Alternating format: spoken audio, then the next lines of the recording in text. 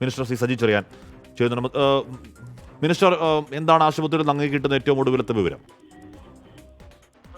നമ്മുടെ ഈ നമ്മുടെ സ്റ്റേജിലിരിക്കുകയാണ്, ഒരു 20 അടി കടത്തുള്ള സ്റ്റേജാ.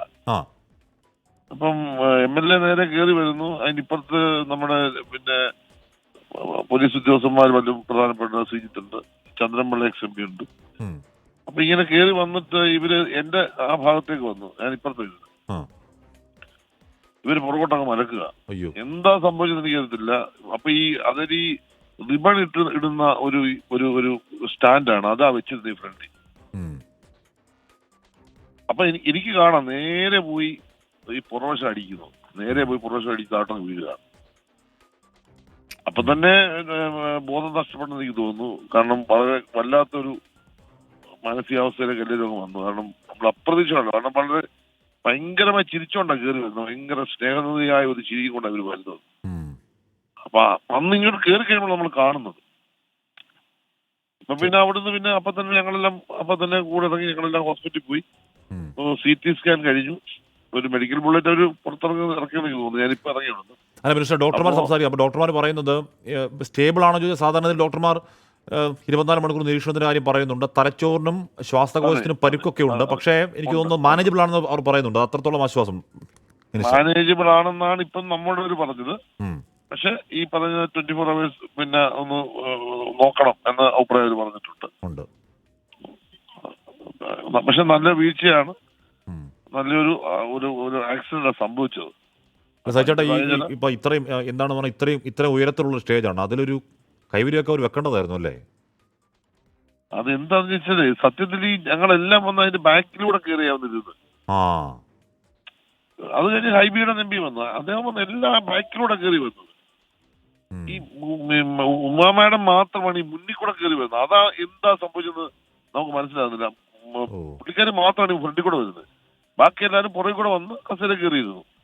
അപ്പൊ അവിടെ ഒരു അപകടം ഉണ്ടാകാൻ കഴിയുന്ന ഒരു സാഹചര്യം. പക്ഷെ ബാരിക്കേഡ് നിർബന്ധമായി വേണമായിരുന്നു. കാരണം എന്ന് പറഞ്ഞാൽ ഇത്രയും VIP സെറ്റ വന്നിരിക്കുന്നതുകൊണ്ട് ബാരിക്കേഡ് നിർബന്ധമായി വേണമായിരുന്നു. പക്ഷെ ബാക്കിൽ കൂടെ ആണ് വന്ന് കയറി എല്ലാവരും. അപ്പൊ ഈ വോളണ്ടിയേഴ്സ് നമ്മുടെ വായിക്കൂടെ കൊണ്ടുവന്ന് കയറ്റുന്നത്. പക്ഷെ ഈ മാഡം മാത്രം വന്നിട്ട് ഇവര് ഫ്രണ്ടിൽ കൂടി കയറി വരികയാണ്. അപ്പം തിരിച്ചുകൊണ്ട് ഇങ്ങോട്ട് കയറി വരുന്നു. പക്ഷെ എനിക്ക് തോന്നുന്നില്ല അവർ അത്രയും ഈ സ്ഥലത്തെ പറ്റി അപകടം ഉണ്ടെന്നുള്ള ധാരണ അവരുടെ മനസ്സിലില്ലല്ലോ. സ്വാഭാവികമായിട്ടും വന്ന് അങ്ങോട്ടൊക്കെ ചാരിച്ചു. അപ്പൊ ഇതേ കയറി പിടിക്കുമ്പോ ഇത് സ്റ്റാൻഡ് വെച്ചിരിക്കും, ഒരു സ്റ്റാൻഡാ അങ്ങ് പറഞ്ഞു. അതാണ് സംഭവിച്ചത്. ഇപ്പൊ ആരോഗ്യമന്ത്രി അവിടെ വിളിക്കുന്നുണ്ട്, ഡോക്ടർമാരുടെ പ്രത്യേക സംഘം രൂപീകരിക്കാൻ നിർദ്ദേശിക്കുന്നുണ്ട്. മന്ത്രി P. രാജീവ് അവിടെ ഉണ്ടെന്ന് പറഞ്ഞാൽ നമുക്ക് കൊടുക്കാൻ കഴിയാവുന്നതിന്റെ പരമാവധി ചികിത്സ. ഇപ്പൊ ഞാൻ രാജീവ് മിനിസ്റ്റർ വന്ന ശേഷം നോക്കി ഗവൺമെന്റിന്റെ ഭാഗത്ത് ചെയ്യാവുന്ന, അവിടെ ഹോസ്പിറ്റലിൽ ചെയ്യാവുന്ന എല്ലാ ഡോക്ടേഴ്സും സീനിയർ അവിടുത്തെ എല്ലാ പ്രധാനപ്പെട്ട ഡോക്ടേഴ്സോട് വന്നു കഴിഞ്ഞു. പിന്നെ അവിടെ എല്ലാ നേതാക്കന്മാരോടുണ്ട്, നമ്മുടെ MP മാരും MLA മാരും എല്ലാവരും ഉണ്ട്. അപ്പോ മാക്സിമം ചെയ്യാവുന്ന, മനുഷ്യനാൽ ചെയ്യാൻ കഴിയുന്ന എല്ലാ കാര്യങ്ങളും ചെയ്യണമല്ലോ. അപ്പൊ എല്ലാം ചെയ്യാൻ വേണ്ടി എല്ലാ നിലയിലും അവിടെ ഇടപെടുന്നുണ്ട്. അതിന് വേണ്ട കാര്യങ്ങളെല്ലാം ഗവൺമെന്റ് ഭാഗത്തു നിന്നും അല്ലാതെ ചെയ്യും, ഒരു സംശയം വേണ്ട കാര്യം. Thank you minister, thanks lot. മന്ത്രി സജി ചെറിയാൻ ഉണ്ടായിരുന്നു, ആ വേദിയിലുണ്ടായിരുന്നു. അപ്പോൾ മന്ത്രി പറയുന്നത് സാധാരണഗതിയിൽ എല്ലാവരും ശരിയുമാണത്, അതിൻ്റെ പിന്നിൽ കൂടിയാണ് കയറി വന്ന് ആ സ്റ്റേജിലിരുന്നത്. അതുകൊണ്ടാണ് ഇപ്പോൾ എന്താണ് ആൾക്കാരിയ്ക്കുന്ന ആ കസേര നിരത്തിയിട്ടിരിക്കുന്നതും ഈ പറയുന്ന അതിൻ്റെ എഡ്ജ്, അതിൻ്റെ ബ്രിമ്മെന്ന് പറയുന്ന ഇങ്ങനെ അറ്റവും തമ്മിൽ കുറച്ച് ദൂരമുണ്ട്. അപ്പോൾ ഫ്രണ്ടിൽ കൂടിയല്ല, അതിൽ എൻട്രി എന്തായാലും ബാക്കിൽ കൂടിയാണ്. മിനിസ്റ്റർ അടക്കം ഹൈബിയുടെ MP അടക്കമുള്ളവർ വന്നത് ഈ സ്റ്റേജിൻ്റെ ബാക്കിൽ കൂടി അകത്തൂടെ കയറി വന്ന് സ്റ്റേജിലിരിക്കുകയായിരുന്നു. MLA ഉമാ തോമസ് മാത്രമാണ് മുന്നിൽ കൂടി കയറി വന്നത് എന്നാണ് മിനിസ്റ്റർ പറയുന്നത്. ഇപ്പോൾ എന്തുകൊണ്ടാണത് അങ്ങനെ മുന്നിൽ കൂടി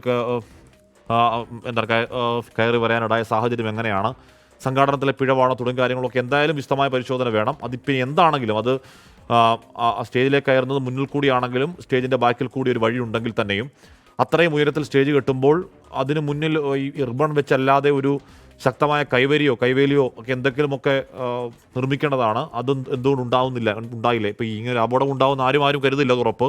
എങ്കിൽ കൂടിയും ആ സുരക്ഷ ഉണ്ടാവേണ്ടതല്ലേ, അല്ലെങ്കിൽ ഇനിയുള്ള സ്റ്റേജിലെങ്കിലും ഈ അപകടത്തിൻ്റെ പശ്ചാത്തലത്തിൽ അങ്ങനെയൊന്നും ഉണ്ടാവേണ്ടതല്ലേ തുടങ്ങിയ ചർച്ചയൊക്കെ അല്ലെങ്കിൽ തുടങ്ങിയ ജാഗ്രതയൊക്കെ ഉറപ്പായും വരും മണിക്കൂറുകളിൽ ചർച്ചയാവുന്നതിനും ഉറപ്പാണ്. എന്തായാലും നിലവിൽ ആശുപത്രിയിലാണ് ഉമാ തോമസ് MLA ഉള്ളത്. 24 മണിക്കൂർ നിരീക്ഷണമെന്ന് ഡോക്ടർമാർ പറയുന്നുണ്ട്. സ്റ്റേബിൾ ആണോ എന്ന് ചോദിച്ചാൽ അല്ല എന്നാണ് ഡോക്ടർമാർ അതിന് പറയുന്നത്. വെന്റിലേഷൻ്റെ സഹായം ഉണ്ടായിരുന്നു. അതിന് കാരണം തലച്ചോറിലെ ഏറ്റവും വലിയ തോതിലുള്ള ക്ഷതമാണ്.